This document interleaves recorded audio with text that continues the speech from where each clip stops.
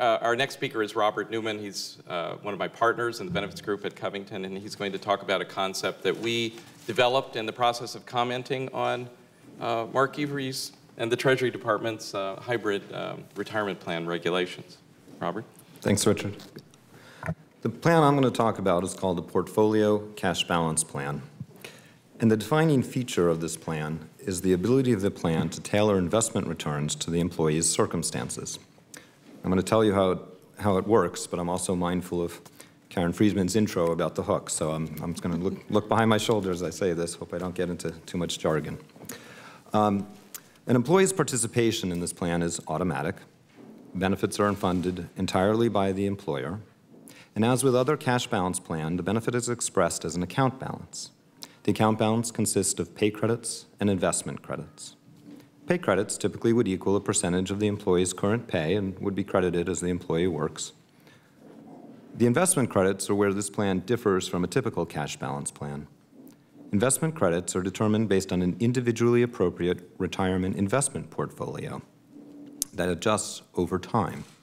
So as the employee, until the employee takes their benefits, the balance is adjusted periodically based on this portfolio, and the portfolio itself adjusts to the employee's circumstances, sort of like a target date fund or a managed account. For example, as an employee gets near retirement, the level of risk may be less than earlier on in an employee's career. The plan would guarantee a minimum rate of return. At least principal would be guaranteed, in other words, the sum of the employee's pay credits, and an employer could choose to guarantee a higher level of return as well. As a defined benefit plan, the Portfolio Cash Balance Plan would offer annuities, so the plan would thereby guarantee lifetime income regardless of how long a participant lives. And the participant would also offer lifetime income for spouses, such as a qualified joint survivor annuity, and I'll look to see if Karen's going to pull me on that one. And the employer could choose to include additional benefits, subsidized joint and survivor benefits, death benefits, disability benefits, benefits for plant closings. So the Portfolio Cash Balance Plan offers several advantages to employees. There's much greater investment protection and retirement security than in a 401k plan because there's principal protection and also the potential for higher minimum return guarantees. Also, the current 401k reforms are already automatically built in. There's automatic enrollment. There's not even a need for employees to opt out because it's all employer funded. There's lifetime income options available because the plan pays annuities directly. It's also attractive to employees because the individual doesn't bear the burden of allocating investments. Instead, they're managed professionally and they automatically adjust to the individual circumstances.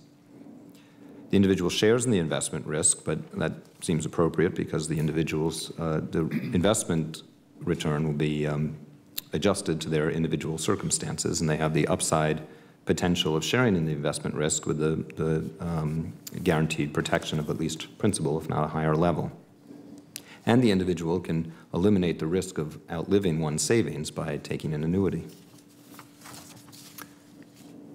The Portfolio Cash Balance Plan also offers several advantages to employers. This type of plan could offer more bang for the retirement buck. That is, the employer's contributions could result in greater benefits than if the employer put the same dollars in a 401k system.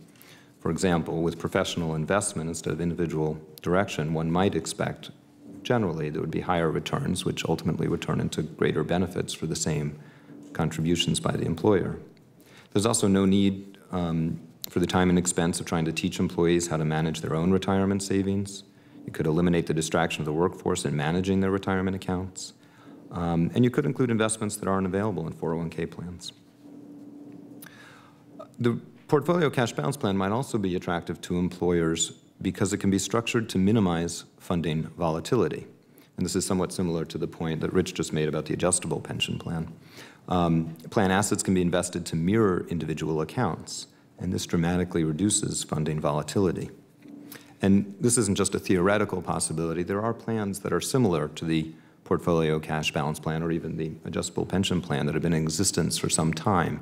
And during the recent financial crisis, these plans basically sailed through with only modest variations in their funded and financial status compared to the more conventional defined benefits plans whose funding and financial status plummeted during the same period. So because the assets are invested to mirror individual accounts, it's much more difficult for the funded status of portfolio cash balance plans to vary from year to year, or even for these plans to become underfunded.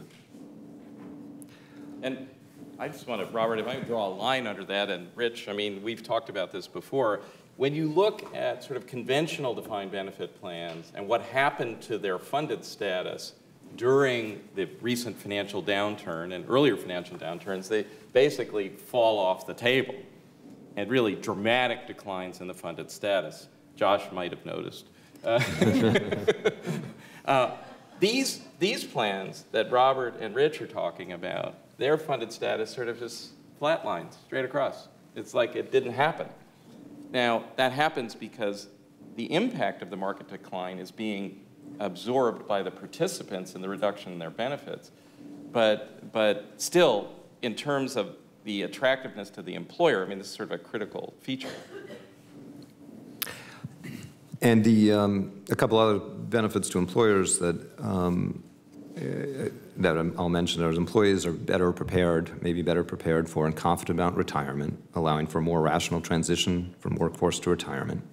And also these plans avoid the uneven allocation of retirement dollars that can occur in traditional plans, where traditional plans have early retirement subsidies and therefore sort of focus retirement dollars on a small proportion of the workforce who stays with the same employer for a long period, from single employer for most of their career, and retires at an earlier age, and then encourages employers to leave earlier. Portfolio cash balance plans, on the other hand, sort of, allocate retirement dollars evenly amongst a workforce. It doesn't have those incentive effects to have people leave at early ages.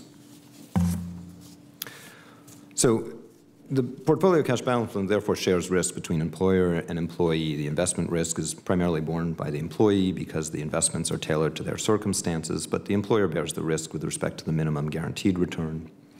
Longevity risk, on the other hand, the risk the employee will live longer or shorter than average expected mortality is borne by the employer, which makes sense because the employer could average mortality amongst its all participants, and also may even be able to hedge against that in the investments of the plan.